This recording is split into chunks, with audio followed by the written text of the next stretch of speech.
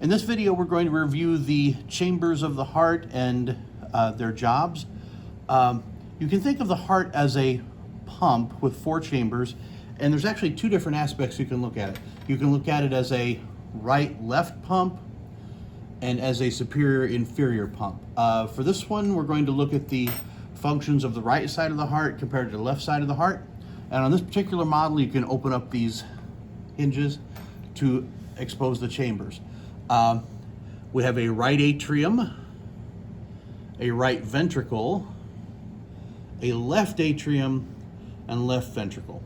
The job of the right side of the heart, the right atrium and right ventricle, is to take oxygen-poor blood from the body and move it to the lungs so we can get fresh oxygenation going on. This right atrium takes in oxygen-poor blood from the superior vena cava, and down here, the inferior vena cava, and a couple of other inlets.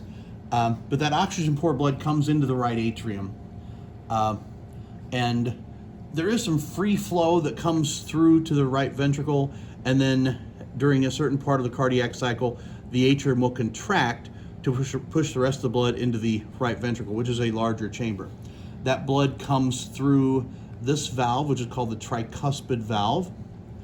And once the right ventricle is full, it will contract. The tricuspid valve will close to prevent backflow into the right atrium. Blood will then flow through this valve called the pulmonary valve, also known as the pulmonary semilunar valve. That pushes the oxygen-poor blood into this vessel, the pulmonary trunk, which technically is an artery because it's pulling blood or taking blood away from the heart. This divides up into a left and right pulmonary artery, and those go out to the lungs. Oxygen-rich blood then comes into the left atrium from the lungs. Here we have 2 left pulmonary veins, and they're veins because they're bringing blood back to the heart. And in the very back of this chamber, you can see the inlets from the right pulmonary veins, bringing oxygen-rich blood to the left atrium. The left atrium then has some free flow of blood into the left ventricle, which is the largest and strongest of the 4 chambers.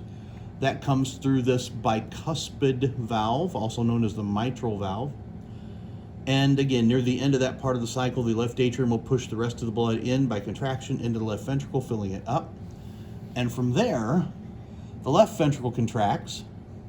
This bicuspid or mitral valve will close.